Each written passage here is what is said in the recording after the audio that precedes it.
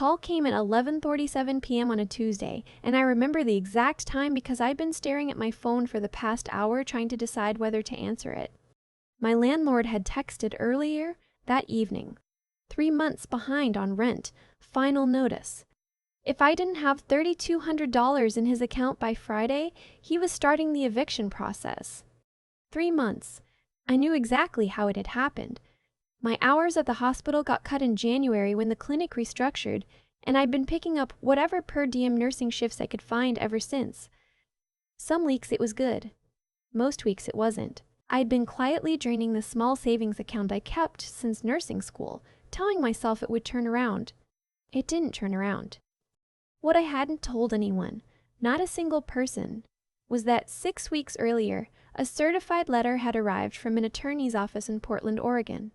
My great-aunt Rosemary, my grandmother's older sister, had passed away. I'd met her exactly twice in my life. She was eccentric and reclusive and had lived alone in the same house for 50 years. I didn't even know she'd known my name. She'd left me $1.1 million. I sat in my car in the hospital parking lot and read that letter 4 times. Then I drove home, put it in the drawer under my winter sweaters, and didn't touch it again. I didn't tell my mother. I didn't tell my sister. I didn't tell my boyfriend at the time, who I'd been with for 2 years. I just went to work the next morning like nothing had happened. I know how that sounds. Believe me. But I had a reason. 3 weeks before that letter arrived, my mother had called me crying. She said she needed $800 to cover her electric bill or they were going to shut it off. I transferred the money within an hour, money I genuinely didn't have, because that's what I always did. 2 days later, I saw photos on Facebook of her and my stepfather at a steakhouse downtown with a bottle of wine that probably cost more than my weekly grocery budget. No mention of the electric bill. No thank you. No thank you. That wasn't the first time, it was just the most recent time. When I was 22 and just starting nursing school, my mother had asked me to co-sign a car loan for her because her credit was too damaged. I did it. She stopped making payments after 8 months. I spent the next 3 years quietly paying off a car I never drove to protect my own credit score. She never acknowledged it. My older brother had borrowed $1,500 from me for a business opportunity 4 years ago. He still brought it up occasionally as, "That time you invested in my idea," like the phrasing changed what it actually was. My sister, the youngest of us, had a way of just not having money available whenever a bill needed splitting. Vacation rentals, mom's birthday dinners, Christmas gifts for the kids. It always somehow fell to me, and when I expressed frustration about it once, my mother pulled me aside and said quietly, "You've always been the responsible one. That's a gift. Don't make people feel bad for not having what you have." I didn't even have that much. I was a nurse working 12-hour shifts and driving a 2017 Honda Civic with 94,000 miles on it. But I was single with no kids, which apparently meant I was the family ATM. So when that letter came and I sat in my car reading it, my first thought wasn't joy. My first thought was, if they find out, I will never have a normal relationship with any of them again. The requests would never stop. The guilt trips, the justifications. I loved my family. I also knew exactly what they would do. I decided to wait, watch, see who these people actually were when they thought I had nothing. The landlord's text was actually part of my plan. I hadn't paid rent, not because I couldn't. Obviously I could. I had more than enough sitting in a newly opened account at a separate bank. But because I wanted to see what happened when I was the one in need. When the tables were turned. I called my mother first. It was almost midnight and she answered on the second ring, which meant she'd been awake. My family pretended I didn't exist for 8 years. I didn't exist for 8 years. I explained it plainly. 3 months of rent, Friday deadline. I asked if there was any chance she could help me cover even half of it or loan me something, and I would pay her back as soon as I picked up more shifts. There was a long silence. "Sweetheart," she said, "you know we're stretched thin right now. Your stepfather's truck needed brake work last month, and we've got the property taxes coming up." I waited. "Maybe you could ask your brother, or look into one of those emergency assistance programs. I think the county has something." I thanked her and hung up. I sat there for a moment, Then I called my brother. He didn't answer. He texted back 12 minutes later, "Can't talk, Bryce has a game in the morning. Everything okay?" I wrote back, "Yeah, forget it. Good luck at the game." My sister didn't answer at all. I put the phone face down on the coffee table and looked at the ceiling for a while. Part of me had hoped I was wrong about them. A larger part of me had known I wasn't. That's when I thought of Corinne. Corinne was my neighbor. She'd lived in the unit directly below mine for 3 years. She was 61 years old, retired from a career in school administration, and she drove a 2009 Toyota Camry that she maintained with almost religious devotion. She babysat her granddaughter 2 days a week. She made tamales from scratch every December and left a container outside each neighbor's door. She was not someone I would have described as a close friend, more like someone I genuinely liked and saw in the parking lot and sometimes knocked on each other's doors to borrow something or share leftovers. She had no idea I was sitting upstairs having a minor crisis. I hadn't told her anything. But here's the thing about Corinne. 8 months earlier, when I'd come home at 7 a.m. after a brutal overnight shift and discovered that someone had broken my passenger window and stolen the bag I'd accidentally left on the seat, it was Corinne who heard me standing in the parking lot saying words that I will not repeat here. She'd come out in her robe. She'd looked at the car. And then she'd gone back inside and come back out with a garbage bag, a roll of tape, and a cup of coffee that she handed to me without a word before helping me cover the window so I could drive to work the next day without freezing. She hadn't asked questions. She hadn't made it weird. She'd just helped. I texted her that night, after my family calls, maybe 12:30 a.m., just, "Hey, sorry if this is too late. You still up?" She responded immediately, "Yes. You okay?" I went downstairs. She opened the door already holding 2 mugs. I sat on her couch and told her what was happening with the rent. Not the inheritance, not the test, just the surface version. I was behind. My landlord was serious. I didn't have the full amount. My family hadn't been able to help. She looked at me for a moment. Then she said, "How much do you need?" I told her I wasn't asking her for money. I just needed to talk to someone. She shook her head. "I didn't ask what you were asking for. I asked what you need." I felt something in my chest do something I wasn't expecting. I said the number. She put down her mug. She went to her bedroom. She came back with a personal check made out to me for $1,500. Not the full amount, but over half. And she handed it to me and said, "Pay me back when you can. If you can't, forget it." "Corinne," I started. "I'm not a bank," she said. "I'm not doing this as a loan. I'm doing it because you're a good person and sometimes good people need help." She paused. "And because you helped me get my groceries to the 3rd floor when I had that hip surgery in February. Remember that?" I'd completely forgotten about that. It was 3 trips and maybe 15 minutes of my time. She remembered. I went back upstairs and sat on my bathroom floor and cried for a while. Not because of the money. Because I just watched my mother give me the runaround over a crisis she thought was real, while this woman I'd known for 3 years handed me a check without blinking. I'd needed to see it, and now I had. The next morning, I called the attorney in Portland and told him I was ready to move forward. The inheritance process took about 2 months from start to finish. There was a probate period, a few documents to sign, some back and forth with the estate. Great Aunt Rosemary had been thorough. The will was clean and uncontested. She'd also left a letter for me specifically, which the attorney read aloud in his office while I sat across from him in a chair that probably cost more than my first month's rent. In the letter, she said she'd followed my career from afar. My grandmother, her sister, had talked about me often before she passed. She said she saw something in me that she recognized in herself. Someone who gave more than she received and never quite understood why that kept happening. She said she hoped the money would give me options, not obligations, options. I folded that letter and put it in my purse and have read it at least 30 times since. The first thing I did with the money, before anything else, was pay Corinne back, in full.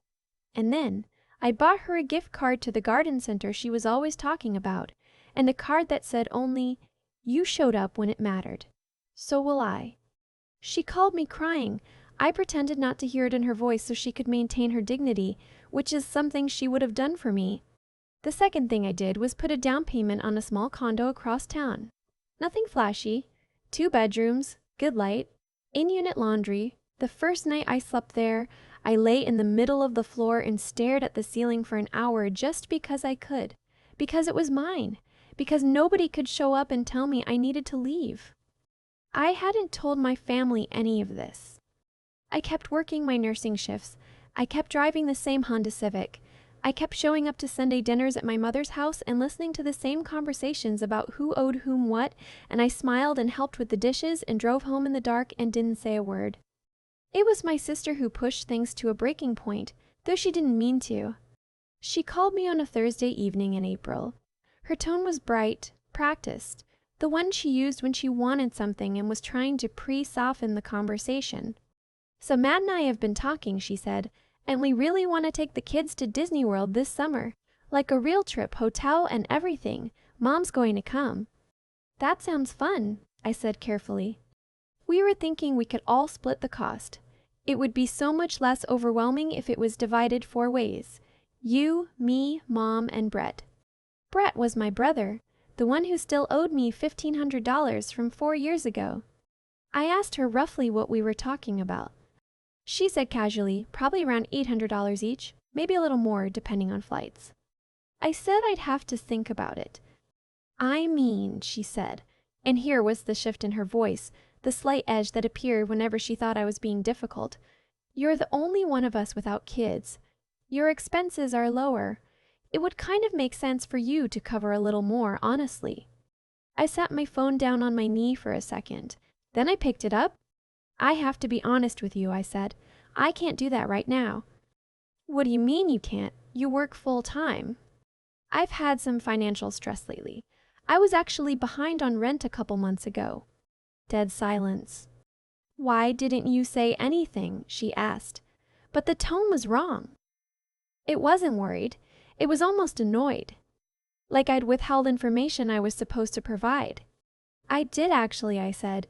"I called you at midnight. You didn't answer." Another silence. "I was asleep," she said. "It's okay," I said. "I figured it out." She said she'd talk to Matt and get back to me. She didn't get back to me. The Disney trip happened. I wasn't invited to participate in planning it, which was fine with me. 2 weeks later, my mother called with a different kind of energy. She'd heard something, I think from my sister, that I was having money problems, and she wanted to know if I was okay. "I'm fine, Mom. Because you know you can always come to us." I let that land in the silence. "The way I came to you in March," I said. She started to say something about the timing, about how things were complicated, and I just said, "I know, Mom, I'm not trying to start something, I'm just being honest." She shifted to asking about my work schedule, and we talked for another 10 minutes about nothing much, and then we hung up. I thought a lot about what to do next, whether to say anything, whether to let it go, whether keeping the inheritance secret indefinitely was something I could actually sustain. What made the decision for me was Corinne. I've been having coffee with her on her balcony one Saturday morning, something we'd started doing regularly, and I finally told her everything.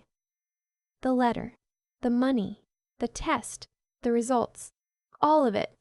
She listened without interrupting, which is a skill very few people actually have.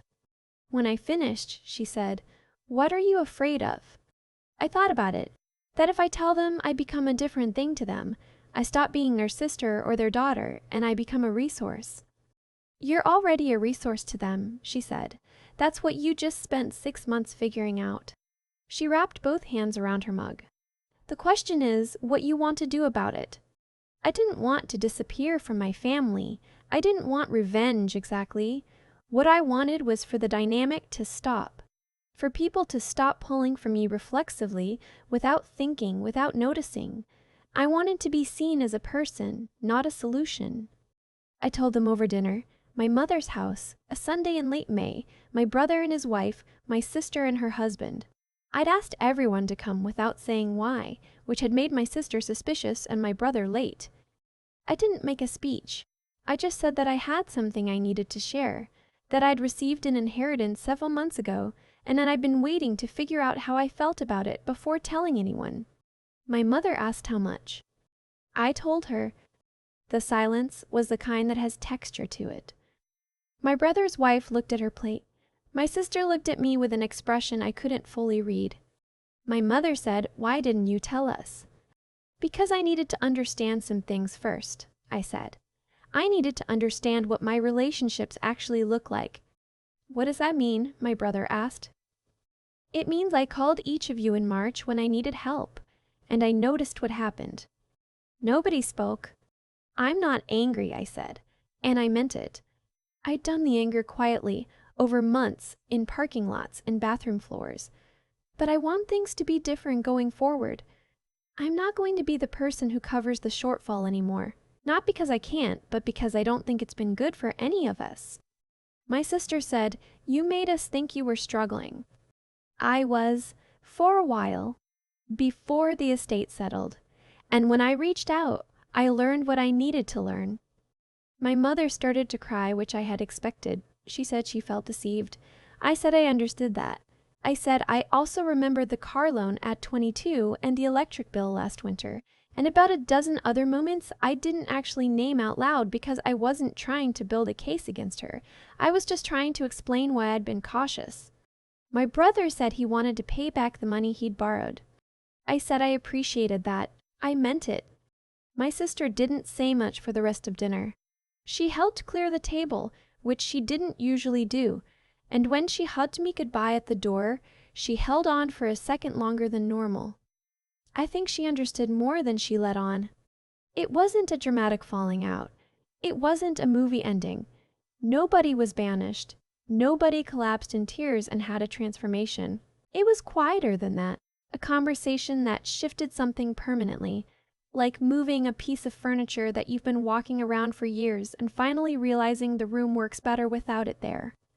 I used part of the inheritance to set up a small college fund for my nieces and nephew, which I did quietly through the attorney's office without announcing it. They'll find out when they're 18. It has nothing to do with what their parents did or didn't do. The kids are good. The kids didn't choose any of this. I also helped Corinne with something she hadn't asked for but that I'd noticed. The engine on her 2009 Camry needed significant work, and she'd been putting it off. I paid for the full repair and told the mechanic to tell her it was covered under some insurance program she'd apparently qualified for. She called me afterward and said, I had no idea that program existed. I said, a lot of people don't know about it. I felt only mildly bad about the lie. Life settled into something I didn't entirely recognize because I'd never had it before. Peace. Real, quiet, daily peace. Not the absence of problems, but the absence of the particular kind of dread that comes from never knowing when the next request is coming, when the next guilt trip will arrive, when I'll have to explain again why I can't do a thing I technically can do but shouldn't have to. I still have Sunday dinners at my mother's house sometimes. The conversations are different now, more careful on everyone's part, more honest on mine. My brother paid back $500 of what he owed me and told me he'd get the rest by the end of the year. I told him to take his time. My sister and I text more than we used to. She asked me once, a few months later, "Do you feel like we were bad to you?" I thought about how to answer that honestly. "I think we all got into patterns," I said, "and I let some of them go on too long because it was easier than saying something." "I would have helped you," she said, "in March, if I'd picked up." "I know," I said. I'm not sure that's entirely true, but I understood why she needed to say it, and I wasn't interested in arguing about a night that was already over. What I kept thinking about, in the months after everything came out, was Great Aunt Rosemary's letter. The line about options versus obligations, about seeing something in me she recognized in herself. I wondered what her life had looked like, what choices she'd made, what she'd had to learn the hard way. I wished I could have known her as an adult. I think we would have had a lot to talk about.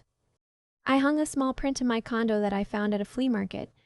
Nothing fancy, just a watercolor of the Pacific Coast, the kind of thing that costs $12 and looks like it costs nothing and means everything because you chose it.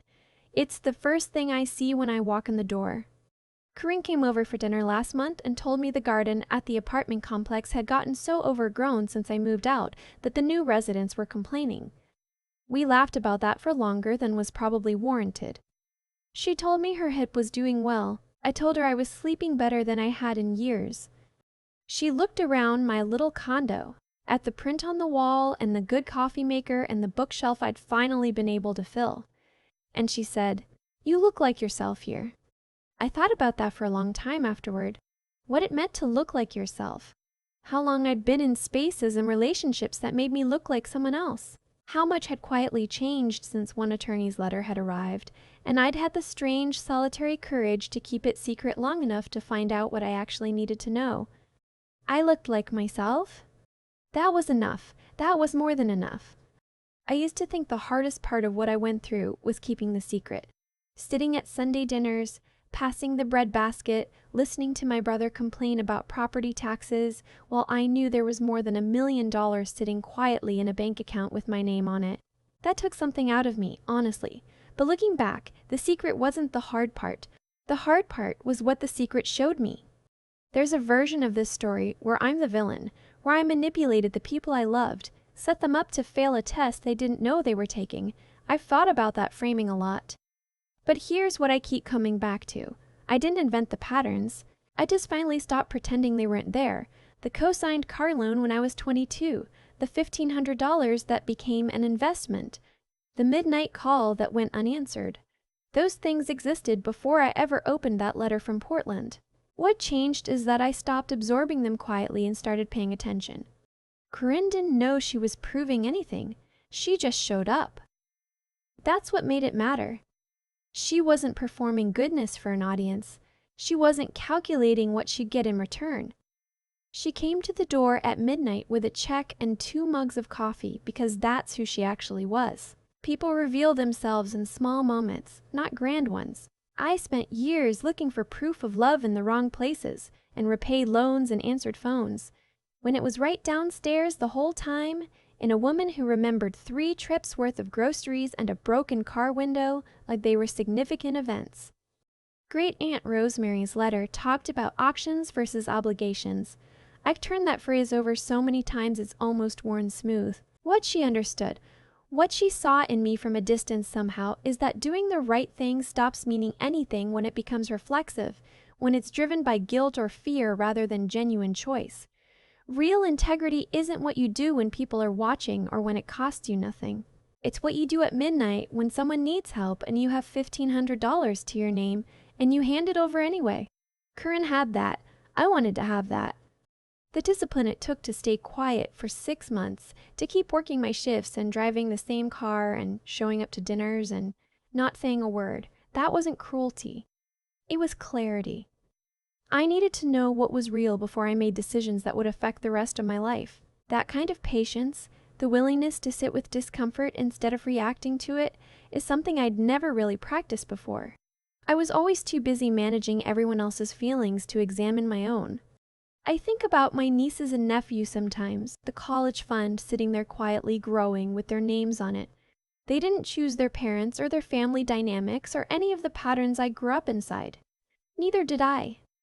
But I get to choose what I pass forward. And what I want to pass forward isn't money. Money is just the mechanism. What I want to pass forward is the idea that you are allowed to notice how people treat you. You are allowed to make decisions based on what you actually observe rather than what you wish were true. And when someone shows up for you without being asked, without expecting anything, you remember it. You remember it the way Corinne remembered, 3 trips of groceries. You let it matter. I look like myself now. That's what she said, standing in my little condo, looking at the watercolor print and the good coffee maker and the bookshelf, finally full. I look like myself. I spent a long time not knowing what that felt like.